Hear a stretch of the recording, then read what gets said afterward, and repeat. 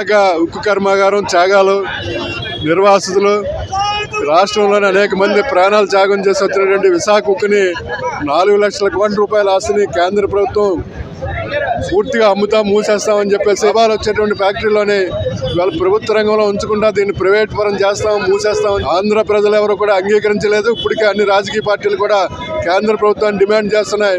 విశాఖ ఉక్కుని ప్రభుత్వ రంగంలో ఉంచండి, లేదంటే శైలిలో విలీనం చేయండి, ఉన్నటువంటి క్యాపిటల్ రీసెర్చింగ్ ఏదైందో పెట్టుబడులు అనేది ఉపసంహరించుకోవాలి మీరు అని చెప్పి 29వ తారీఖున మన దేశ ప్రధాని గారు విశాఖపట్నం వస్తున్నారు.